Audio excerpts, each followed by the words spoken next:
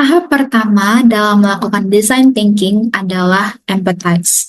Masalah yang kami temukan dalam artikel yang kami baca adalah kemiskinan dan ketimpangan sosial, belum optimalnya layanan dan integrasi transportasi publik, polusi udara, pengelolaan sampah yang belum memadai, serta dilema penyediaan air bersih, banjir, dan penurunan muka air tanah.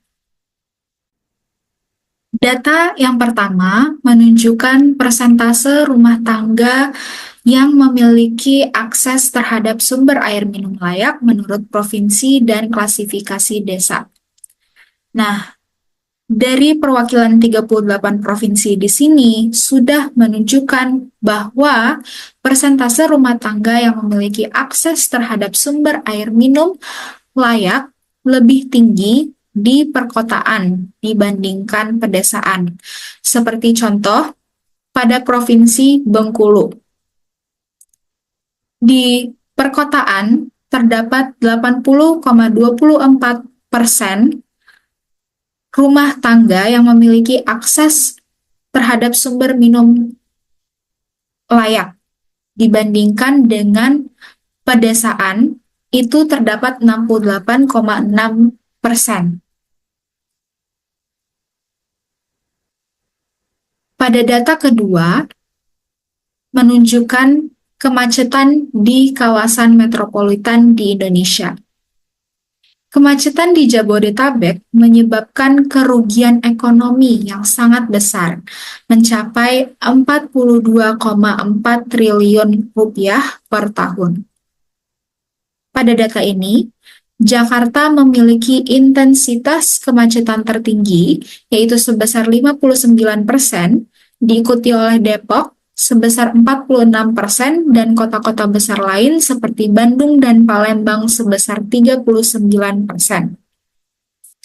Tren kemacetan menunjukkan puncaknya pada jam-jam sibuk, terutama di pagi dan sore hari, sejalan dengan jam berangkat dan pulang kerja. Data ketiga menunjukkan tentang capaian kinerja pengelolaan sampah yang dilakukan oleh 301 kabupaten atau kota se-Indonesia pada tahun 2024. Di sini menunjukkan bahwa Indonesia menghasilkan 32,6 juta ton sampah per tahun dengan hanya 59,66% yang berhasil dikelola. Lalu, sebanyak 40,34% sampah masih belum dikelola, yang berarti lebih dari 13 juta ton sampah tidak tertangani setiap tahunnya. Dan upaya pengurangan sampah masih rendah, hanya 13,06%, sehingga masih perlu peningkatan kesadaran akan pengelolaan sampah di tingkat rumah tangga dan industri. Baik, selanjutnya saya akan membahas mengenai masalah keempat, yaitu polusi udara. Polusi udara di Jakarta ini telah menjadi masalah yang utama, dikarenakan telah menjadi ancaman bagi kesehatan masyarakat di Jakarta.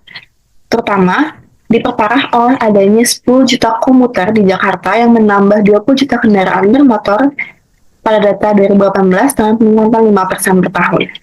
Studi emisi pada tahun 2020 menunjukkan bahwa sektor transportasi menyumbang 67% emisi partikulat matter 2,5 dan 84% black carbon dengan sumber utamanya dari kendaraan berat.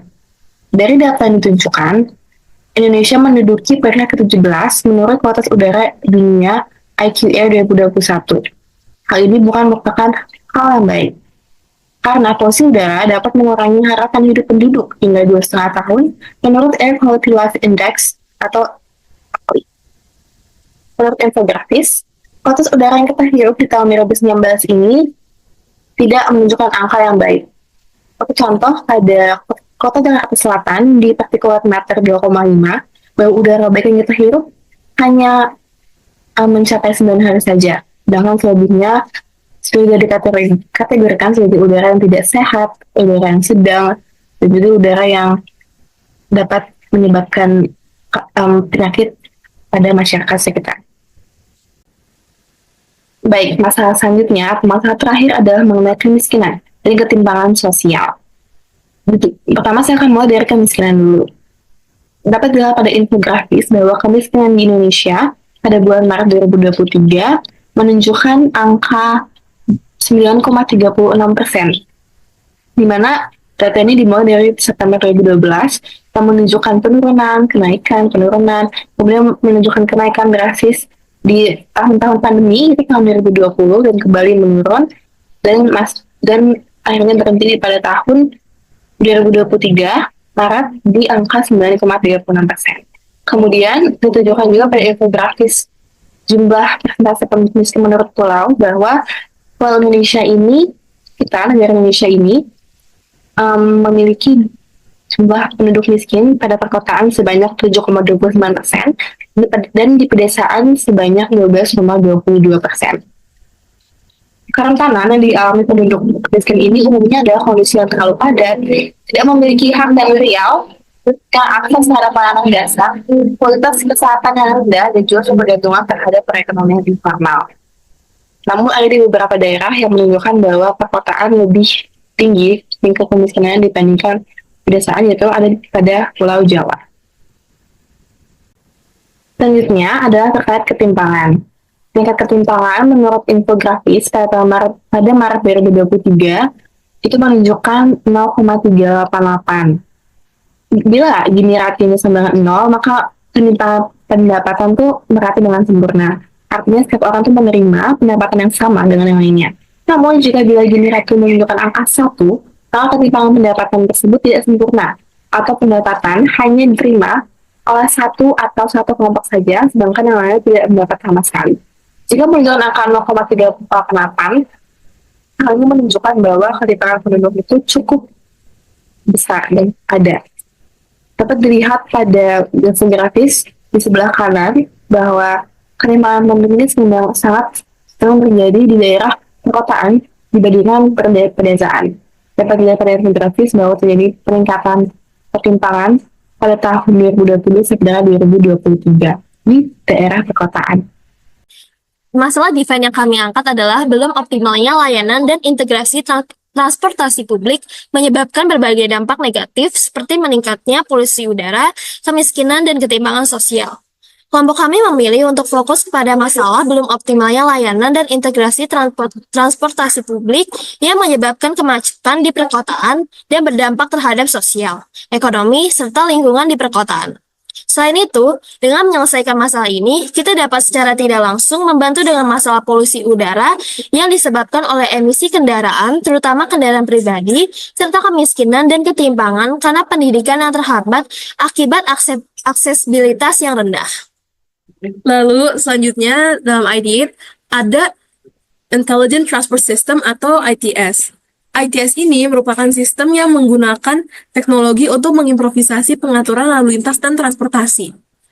Cara kerja sistem ini adalah menggunakan sensor untuk memantau lalu lintas dan memberi informasi real-time kepada pengguna transportasi publik.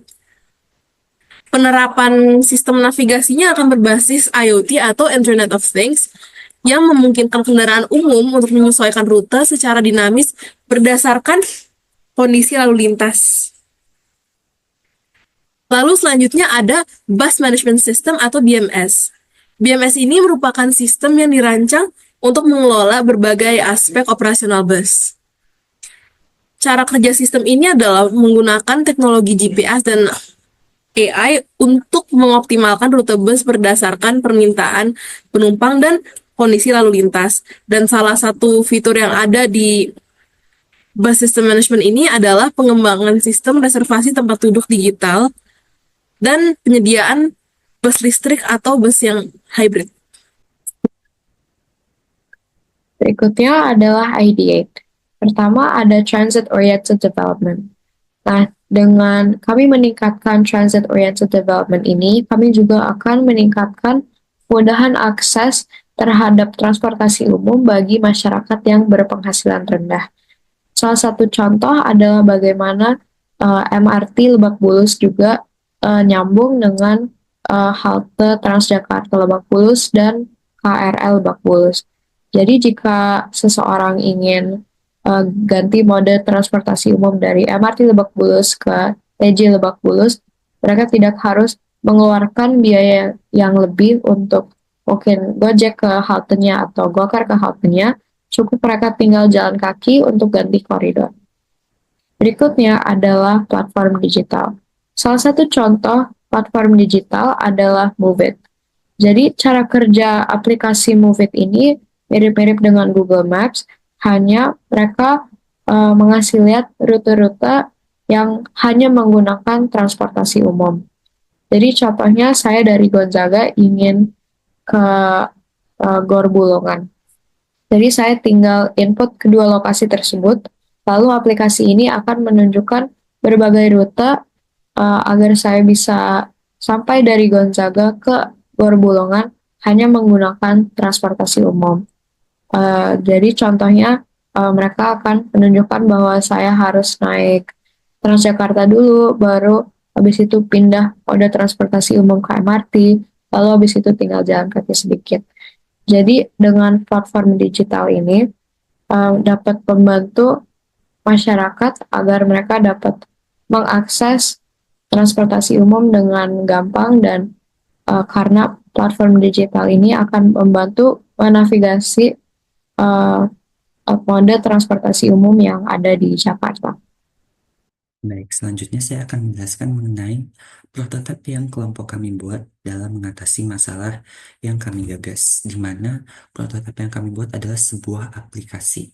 Aplikasi yang kami gunakan merupakan aplikasi berbasis teknologi seperti yang digagaskan dalam tema kelompok ini, yaitu Technoscape, di mana kami menggunakan aspek teknologi dalam melihat globalisasi. Dalam masalah yang kami angkat, platform digital berbasis aplikasi ini mampu menampilkan waktu kedatangan transportasi umum ke halte bus atau pemberhentian bus bagi para pengguna transportasi umum, sehingga mereka dapat menggunakan transportasi umum dengan lebih nyaman karena mereka mendapatkan kepastian akan kedatangan transportasi yang mereka tunggu. Selanjutnya, kami juga ingin menambahkan fitur-fitur yang lebih inklusif bagi pengguna transportasi pribadi, sehingga mereka mungkin dapat beralih ke transportasi umum dengan menggunakan fitur tiket yang dapat dibeli di aplikasi ini dengan menggunakan metode pembayaran yang bervariasi agar lebih inklusif dan mampu menarik perhatian banyak kalangan di Jakarta. Baik, untuk tahap selanjutnya di prototipe, kita juga ingin menambahkan fitur opsi terdekat, tercepat, termurah, ataupun tersehat dalam pemilihan rute di aplikasi ini. Jadi, untuk fitur opsi terdekat, ini dapat menunjukkan rute dengan jarak tempuh paling pendek, sehingga pengguna yang merupakan pejalan kaki atau pengguna yang ingin mengurangi perjalanan jauh dapat menggunakan opsi ini dan menemukan stasiun atau halte yang terdekat dengan lokasi mereka. Kemudian untuk tercepat, ini itu menggunakan data real time sehingga dapat melihat jadwal kedatangan transportasi umum. Dengan menampilkan status transportasi umum ini, kita dapat pengguna dapat melihat apabila transportasi umum mereka sudah tiba atau akan segera tiba pada stasiun atau halte tersebut. Kemudian untuk termurah, ini dapat menunjukkan kita opsi dengan biaya perjalanan yang paling rendah dan mempertimbangkan hal-hal seperti tarif atau moda transportasinya sehingga pengguna dapat hemat saat menggunakan transportasi umum. Kemudian yang tersehat akan menunjukkan jumlah langkah kaki sehingga pengguna ini dapat tetap aktif ketika menggunakan ini. Jadi kalau misalkan pengguna ini memang ingin tetap sehat dan ingin memilih rute yang paling mendukung keaktifan mereka, mereka dapat menggunakan opsi ini. Baik, selanjutnya ada fitur Live Crowd Tracker yang memberikan informasi kepadatan penumpang di bus atau KRL ataupun angkot secara real time sehingga pengguna memilih transportasi yang lebih sepi. Jadi dalam transportasi ini akan ditetapkan CCTV sehingga kita dapat memantau jumlah penumpang di dalam kendaraan secara otomatis. Selain itu, ini juga dapat track data-data dari pengguna. Jadi pengguna yang menggunakan aplikasi kita ini dapat membantu laporan live crowd tracker ini. Jadi pengguna dapat melaporkan tingkat kepadatan melalui aplikasinya. Oke, itu saja dari kelompok kami. Terima kasih.